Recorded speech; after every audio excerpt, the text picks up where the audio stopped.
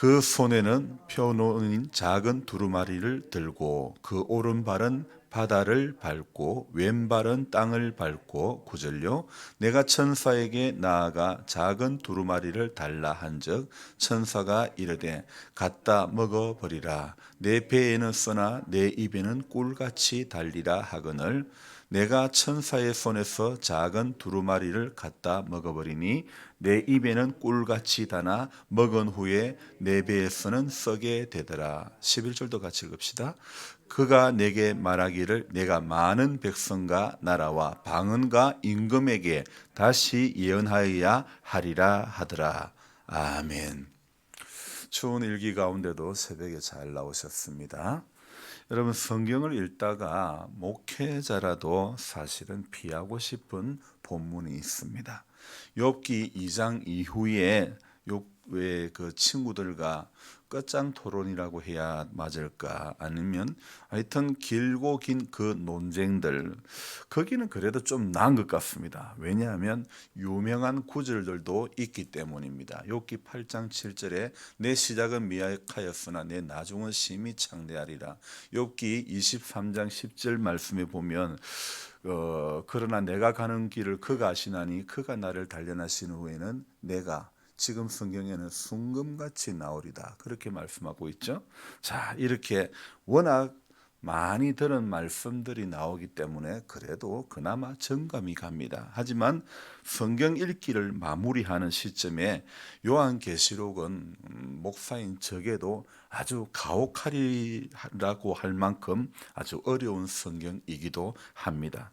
그래서 다른 곳은 주석을 안 봐도 그래도 어느 정도 느낌, 어느 정도 깨달음, 어느 정도의 어떤 은혜가 발견되어지는데 요한계시록은 정말 저게 있어서는 6월절처럼 넘어가고 싶은 성경이기도 한 것입니다. 그래서 욥기랑 이 계시록이랑 공통점이 있다면 가운데 토막은 별 은혜가 안 되고 앞장과 끝장에만 이렇게 좀 은혜가 된다는 것이죠. 그래서 가운데 토막은 도대체 무슨 말인지 별로 기억도 안 나고 앞에와 뒤만 조금 이렇게 마음에 오는 감동이 오는 그래서 정말 말들은 무수한데 무엇을 설교를 할 때 무엇을 하두를 삼아야 될지 딱히 주제를 어떻게 삼아야 될지 잘 쉽게 떠오르지 않는 성경이 바로 요한계시록이라는 겁니다. 그래서 제가요 사실 이 청년 시절부터 사실 저희가 청년 시절부터 이런저런 이단들은 있었습니다. 그런데 그때부터 저는 이 요한계시록을 강의한다 그러면 살짝 긴장을 하지 않을 수가 없었습니다. 왜냐하면 그냥 제 마음에 요한계시록을 강의하면 계시록을 강의한다고 어떤 포스터가 붙어 있으면 뭔가 그냥 느낌이 저 좀 이단 같아 이런 생각들을 하게 되었던 것이죠. 들어보도 안 하고 그런 느낌 제 안에 그런 선입견이 있었죠. 그래서 강의를 하는 사람이 그 집회를 온 사람이 저에게 어떠한 해꾸지를 한 것도 없는데도 불구하고 그때부터 저 안에는요 이 계시록 강의한다 그러면 약간의 색안경을 끼고 보기도 해왔던 것입니다. 청년 시절 우리 청년의 담임 목사님은 설교를 할 때 주로 본문을 레위기를 많이 했습니다. 목사님 성경 본문이 그리 없나? 왜 맨날 레위기만 하나? 그것도 딱딱하고 재미없는 성경을 그렇게 많이 하나? 이런 궁금증이 있었죠. 사실 저는 이 레위기도 별로 안 친한 성경인데 목사님의 전공이 레위기인지 레위기 말씀을 설교의 본문으로 삼을 때가 너무너무 많은 거예요. 그래서 본문이 어려우니 설교를 하셔도 무슨 말씀하시는 건지 당최 모를 때도 참 많았습니다. 지금 제가 목회를 하고 강단에서 매일 설교를 해야 하는 저는 그때의 기억 때문인지 또 우리 성도님들의 연령을 고려한 것인지 아무튼 제가 생각하는 것은 쉽게 하자는 주의입니다. 제가 청년 때처럼 당최 목사님 말씀은 길게 하는데 무슨 말인지 당최 모르겠다. 그렇습니까? 안 그렇습니까? 그럴 때도 있죠, 그죠? 자, 여러분. 그래서 저는요, 쉽게 하고 반복하자, 이런 주의입니다. 그래서 많은 본문을 접하게 하는 것보다도 적은 본문이라도 반복해서 이 한 절의 말씀도 기억 속에 많이 남게 하자, 이런 생각입니다. 자, 우리 성도님들이야 같은 본문을 반복한다고 해도 어떤 하실 수 있겠지만은, 이 반복을 주장하는 것은요, 사실 제 안에는 어떤 생각이 있냐면, 여러분 순종이 없는 말씀 다른 본문을 100번 보면 뭐 하겠습니까? 여러분 지금 TV만 틀면 뭐 인터넷 클릭 몇 번만 하면 수많은 설교가 쏟아지는데, 그 설교가 우리의 영혼을 살릴 수 있다고 생각합니까? 여러분, 순종이 없는 설교는 내 영혼을 결코 살릴 수 없다는 것입니다. 순종이 수반되지 않는 아멘은요, 그 말씀은 우리에게 아무런 영향력을 끼칠 수 없다는 것입니다. 그래서 성경 본문만, 범위만 나가는 것은 저는 쉬운 문제가 아니라 생각합니다. 그래서 월화수 새벽에 전한 것 가지고 수요일 날 전하고, 또 월화수목금토 전한 것 가지고 주일 이렇게 전하는 이유도 바로 그런 이유입니다. 주중에 3일간 전한 것에서 또 마음에 감동이 오는 것을 수요일 저녁에 전하고, 6일간 전한 것 중에서 주일날 전하고 있는 것이 지금 현재 제가 하고 있는 패턴 아닙니까? 사실 우리 연로하신 성도님들은 대부분의 본문이 다 생소합니다. 성경 어느 본문 하나 생소하지 않은 부분이 없습니다. 그렇지 않습니까? 이거 성경에 이런 말씀이 있었던가? 그렇죠? 다 생소합니다. 이게 뭐 성경 어디 찾읍시다 이러면, 야가 이거 성경이 앞에 붙은 건지 뒤에 붙은 건지, 오죽했으면 우리 권사님도 목사님 성경 본문 읽을 때 페이지 수를 읽어 달라고, 부끄러운가 막 눈을 팍 비비시네. 여러분 성경을 자꾸 봐야 반머리에 홈이 나는 것 기가 막히게 알더라고요. 왜요? 자주 가보고 자주 들여다 보니까 내가 저게 반머리에 홈이 날았다는 건 분명히 기억하지만은, 이 요한계시록은 어디 놔두는지 당체 기억이 안 나는 거예요.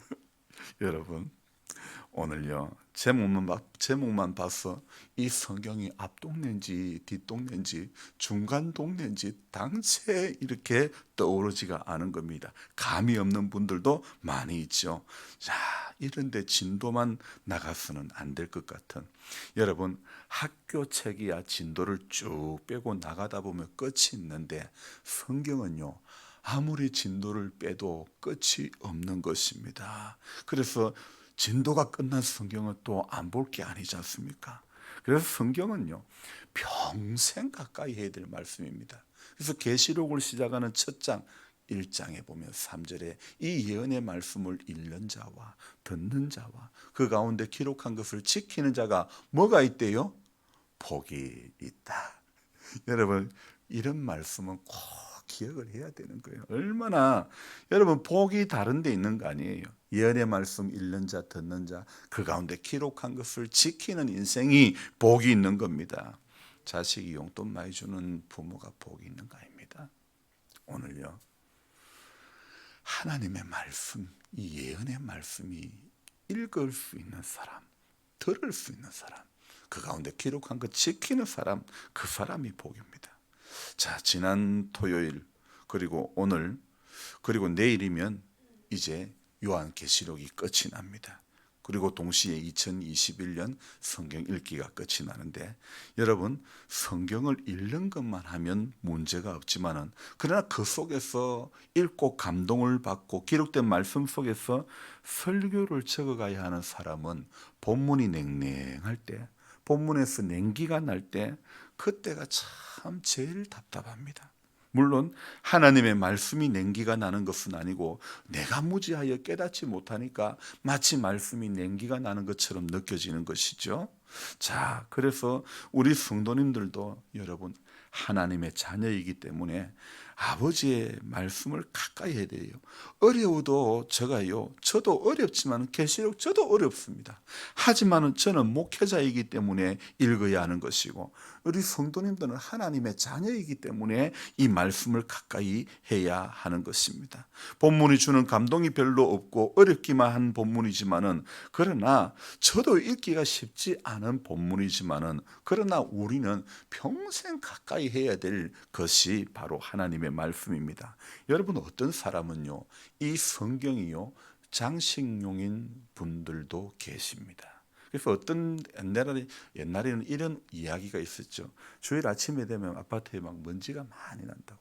일주일 동안 나한테 먼지가 소복히 쌓인 이 성경을 털고 교회 간다고. 그래서 먼지가 소복히 날린다는 그런 우스갯 이야기도 있는데, 여러분, 성경이 장식용인 성도가 있고 성경이 찬송가 가사처럼 찬송가 가사에 이런 내용이 있습니다. 아침 저녁 읽으시든 어머니의 성경책 손때 남은 구절마다 뭘 본 것 같아요? 엄마 모습 본 듯 합니다. 내가 울 때 어머니는 주께 기도드리고, 내가 기뻐 웃을 때에 찬송 부르십니다. 여러분, 성도라면 성경책에 손때 남은 구절을 남겨놓아야 됩니다. 영국의 아이작 와처 목사라는 분이 계시는데요, 이분은 이런 찬송을 썼습니다. 천성을 향해 가는 성도들아, 앞길의 장애를 두려워 말라. 성령이 너를 인도하시리니 왜 지체를 하고 있느냐. 앞으로 천성을 향해 나가세. 천성 문만 바라고 나가세. 모든 천사 너희를 영접하러 문 앞에 기다려 서 있네. 여러분, 이런 찬송을 쓰는 것은 어떤 역경도 이겨내자는 하나님의 마음을 아는 사람이 기록한 거 아닙니까? 하나님은 오늘 우리에게 시간을 주시고 우리에게 생명을 주시고 우리에게 에너지를 주셨는데, 하나님이 주신 이 귀중한 것을 우리는 엉뚱한 데 탕진해서는 안 된다는 것입니다. 저를 목회자로 세우신 것도 제가 이런 것을 탕진하면 안 되는 것이고, 이런 하나님이 주신 시간, 생명, 에너지를 탕진해서는 안 된다고 잘 가르쳐야 되는 것이 저의 해야 할 일 아닙니까? 그래서 여러분, 우리가 예배를 드리면서, 우리가 믿음 생활하면서 우리가 드리는 기도가 주문이 되어서는 안 되는 것이고, 우리가 드리는 예배가 굿이 되면 안 되는 것이고, 우리가 하는 헌금이 복채가 되면 안 되는 것이고, 여러분, 가장 먼저 해야 될 것은 우리는 어떻게 준비하며 살까? 여러분, 계시록은요 어렵지만은, 그러나 계시록이 말씀하고 있는 것은 어떻게 다가올 미래를 준비할까, 이 주제로 해석을 하면 계시록이 쉬운 겁니다. 자, 제가 전에 올해 레위기를 할 때에 레위기가 어렵다 했는데, 레위기가 어렵지만은 그러나 레위기를 쉽게 하기 위해서는 1장부터 17장까지는 하나님께 나아가는 길, 그리고 18장부터 마지막 27장까지는 하나님과의 교제, 이런 측면에서 생각한다 그러면 그 어렵던 레위기, 그 냉랭한 레위기도 이렇게 해서 하나님 앞에 나아가는 길이 무엇인가, 번제를 드리며 소제를 드리며 화목제를 드리며 속죄제를 드리며 이렇게 하나님 앞에 나아가구나, 하나님 앞에 나아가는 방법을 레위기를 통해서 배우는 것입니다. 우리도 그렇습니다. 이 계시록이 지금 어렵기는 한 책이지만은 여러분, 모든 성경이 마찬가지입니다. 자, 이 어렵고 딱딱한 레위기도 방법만 알면 되듯이, 여러분, 육고기를 부드럽게 하기 위해서는 어떻게 하면 부드럽게 하는 줄 아시지 않습니까? 소에다가 재어 놓으면 고기가 냄새도 이렇게 가고 부드러워진다고 여러분 다 아시지 않습니까? 하나님의 말씀도, 이 딱딱한 본문도, 냉랭한 본문도 원리를 알면 부드러워지고 따뜻해지는 거 아닙니까? 지레 겁먹고 원래부터 하나님의 말씀이 가까이 하기엔 너무 먼 당신이 없기 때문에 성경이 어렵게만 느껴지고 있는 것입니다. 여러분, 목사는 성경을 이해시키는 레시피를 가지고 있어야 되는 겁니다. 여러분은 목사가 가지고 있는 성경을 이해시키는 레시피를 듣고 여러분들도 성경을 자꾸 이해를 해야 되는 겁니다. 제가 전하는 설교는요, 목사가 강단에서 하는 일방적인 것입니다. 여러분, 제가 전하는 일방적인 것에 듣기만 하면 절대 믿음이 자라지 않습니다. 찬송가에 또 이런 찬송가가 있죠. 듣기도 하고 생각하니 참이 진시로다. 여러분, 듣기도 하고 말씀에 생각을 해야 되는, 묵상을 해야 되는 것입니다. 죄악 벗은 우리 영혼은 기뻐 뛰며 주를 보겠네. 하늘에 계신 주 예수를 영원히 섬기리. 여러분, 계시록이라는 이 성경은 준비하라는 성경이다. 여러분, 우리가 이렇게 받아들이면 됩니다. 일어날 일들에 대해서 미리 보여주는 겁니다. 그래서 계시록 1장 1절에 무엇이라고 기록됐냐면요, 사실 우리가 성경을 읽다가 모르면요, 1장 1절을 꼭 보시기 바랍니다.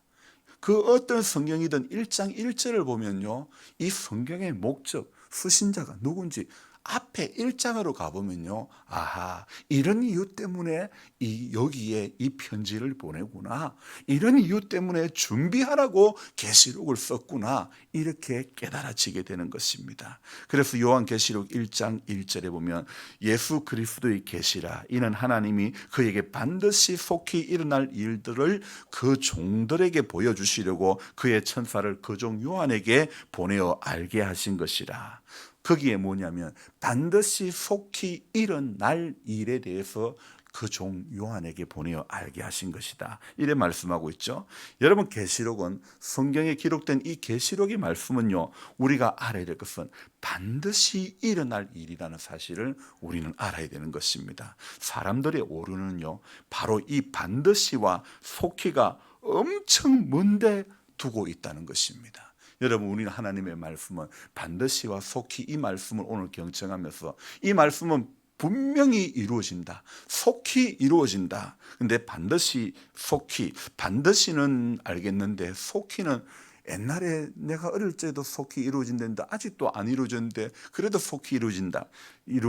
이거는 말이 안 맞다 생각할 수 있는데, 여러분, 하늘의 시간 개념과 우리의 시간 개념은 다르다는 사실을 알아야 되는 겁니다. 그래서 오늘 이 계시록에 우리가 읽었던 본문에는 무엇을 이야기하고 있냐면요, 이 계시록 10장은 천사와 작은 책에 대해서 이야기하는데, 이 작은 책은 무엇이냐면 바로 두루마리라는 것입니다. 그래서 2장 2절과 9절과 10절에 공이 나오는 것이 바로 작은 두루마리인데, 이 두루마리에 무엇이 적혀있냐면 하늘의 하나님의 비밀이 여기에 적혀 있는 것입니다. 아니나 다를까 요한복음 요한계시록 10장을 제가 검색을 해보니, 아니, 신천지가 여기에 7절이 너무 귀중한 말씀이라면서 딱 잡아가지고 설교를 하고 있더라고요. 여러분, 제가 얼마 전에 며칠 전에 구원파 박옥수 목사의 설교 본문을 잠깐 봤습니다. 틀린 말이 없습니다. 이야, 이 목사님 말들이 다 맞네. 분명히 우리 교단에서 이단으로 정해놓고 있는 그 분이었습니다. 근데 얼핏 보기에는 정말 다 맞는 말이에요. 여러분, 그래서 가까이 하면 안 되는 것이, 영상을 보거나 들으면 안 되는 것이 나도 모르게 넘어가게 된다는 것이죠. 자, 오늘요, 그래서 이 신천지가 오늘 7절에 아주 귀한 말씀이다 그러면서, 자, 이 어떤 말씀 한 절 붙잡고 그렇게 하는 경우가 많은데, 여러분, 이단이 다른 게 아니고 특정 한 구절만 중요시 여기면 그건 사람은 이단화될 수 있는 가능성이 크다는 것입니다. 반만 편식하면 되는 게 아니고요, 하나님의 말씀도 편식을 하면 절대 안 되는 겁니다. 몰라도 말씀을 늘 가까이 할 때 성령께서 지혜를 주시고, 말씀을 멀리하면 지혜로부터 멀어진다, 이것을 알아야 되는 것입니다. 오늘 9절에 이런 말씀이 있죠. 내 배에는 써나 내 입에는 꿀같이 달리라 하거늘. 이 배가 무슨 배일까요? 요한의 배, 요한의 배일까요? 뭔 배일까요? 자, 이 배는 요한이 살고 있는 시대를 이야기하는 것입니다. 그래서 하나님의 말씀이 요한에게는 단 말씀이 되지만 패역한 이스라엘 백성들에게는 바로 쓴 말씀이 되고 마는 것입니다. 10절에 작은 두루마리를 갖다 먹어버리라. 묵상이 여러분 얘가 먹으라는데 그냥 묵상하고 끝나는 것이 아니라 먹어버리라는 것이죠. 여러분 재미난 거 제가 말씀을 드리면요, 약을 영어로 뭐라고 그러냐면 메디신이라고 그럽니다. 근데 성경에 우리가 성경을 읽고 묵상한다는 것은요, 히브리어로 하가라고 하는데 영어로 하면요 메디테이션이라고 합니다. 그러니까 이 말은 메디신, 약에서 나온 단어라는 것입니다. 묵상이라는 단어가 메디신이라고 하는 약에서 나온 그 어원이 약에서 나왔다는 것입니다. 여러분, 자 한번 생각해 봅시다. 예를 들어서 감기 몸살에 걸렸습니다. 그러면 여러분들이 어떻게 합니까? 아주 효과 좋은 약을 집에다가 지어와서 집에다가 보관 잘하면 감기가 낫습니까? 물어봅시다. 그 효과가 좋은 감기약을 내가 어떻게 해요? 먹어야 돼. 성경은 아주 효과가 좋은, 우리 인생에 아주 효과가 좋은, 우리 행실을 바르게 하고 우리 삶의 지침이 되는 것이 성경 아닙니까? 아주 성경을 감기약처럼, 효과 좋은 감기약처럼 집에다가 보관만 하고 있다면 성경은 우리 영혼에 아무런 도움이 되지 않는다는 겁니다. 그래서 저와 여러분들이요, 오늘요 말씀을 되새김질해, 하가라는 단어가요 다른 말로 하면 되새김질한다는 뜻이 있습니다. 말씀을 설교 가운데 듣기만 하는 것으로 끝나는 삶이 되었으면 안 된다는 것입니다. 그래서 배고픈 상태에서 먹이를 찾는다는 그런 뜻과 또 되새김질한다는 그런 뜻이 있는 겁니다. 그래서 저와 여러분들이 하나님의 말씀을 이게 두루마리를 먹어버리니 이것은 공부한다는 뜻도 아니고 눈으로 명상한다는 뜻도 아니고 실제로 먹는 것을 바로 묵상이라 그렇게 표현하는 것입니다. 그래서 오늘 이 마지막 이 11절에서 이렇게 이야기하고 있죠. 다시 예언하여야 하리라. 오늘 우리에게도 하나님의 말씀을 우리는 전하는 자, 증거하는 자, 그렇게 살아가는 자가 되기 위해서 오늘 하나님의 말씀을 먹어야 되고 다시 우리가 복음다운 복음을 우리가 붙들어야 되는 것입니다. 그래서 다시 말씀을 붙들고 다시 말씀을 묵상하고 다시 말씀 앞에 서야 되는 것입니다. 그래서 저와 여러분들이 하나님의 말씀을 잘 먹고 잘 붙드는 하나님의 백성이 되어야 되는 겁니다. 그래야 준비하는 사람이 되는 겁니다. 준비를 잘하고 있는 사람인 것입니다. 저도 그냥 설교만 그럴싸하게 한다고 해가지고 목사가 되는 게 아니고 늘 말씀을 붙들어야 목사다워지는 거 아닙니까? 여러분, 성도도 마찬가지입니다. 늘 말씀을 가까이 해야 성도다워지는 것입니다.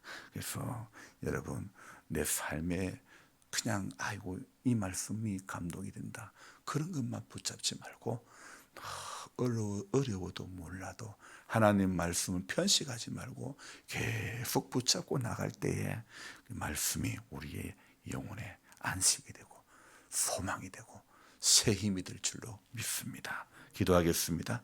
고마우신 하나님, 반드시 될 일과 속히 이루어질 일에 대해서 요한에게 그 종들을 통하여 주님은 보여주셨습니다.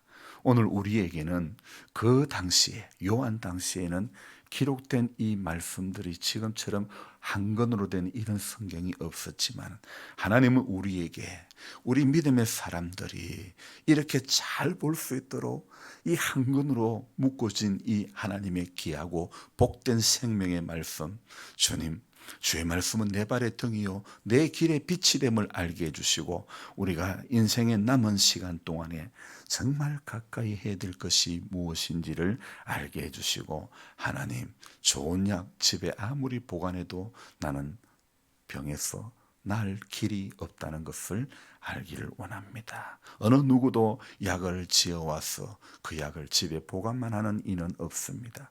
하나님의 생명의 말씀이 우리에게 주어졌음에도 보관만 하고 있는 모습으로 우리는 서고 있지는 않습니까? 하나님의 말씀이 오늘 우리에게 한없이 어렵다 할지라도, 어렵다고 느껴지는 부분이 있다 할지라도 그것은 오히려 내가 가까이 하지 않았기 때문에 어렵게 느껴진 것 아닌지. 하나님, 말씀을 떠난 생명의 길은 갈 수가 없습니다. 말씀이 떠난 의의 길은 결코 갈 수가 없습니다. 우리 모든 성도님들이 하나님 2021년을 마지막 보내는 이 점에 올해 하나님 말씀 앞에 내가 얼마나 가까이 있는가를 돌아보며 반성하게 해주시고, 또 새로운 한 해를 맞이할 때에 올해 순종하지 못한 것 하나님 앞에 순종하는 인생, 순종하는 믿음 되게 하여 주옵소서. 바쁘다는 것이 핑계가 될 수 없습니다. 눈이 안 보인다는 것이 핑계가 될 수가 없습니다.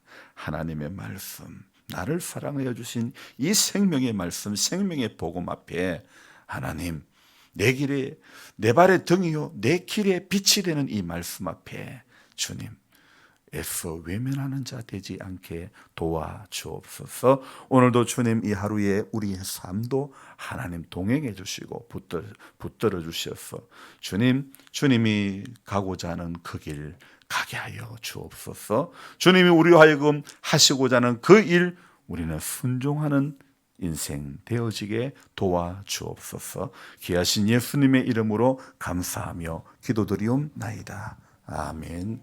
간절한 마음으로 주여 부르고 기도합니다. 주여!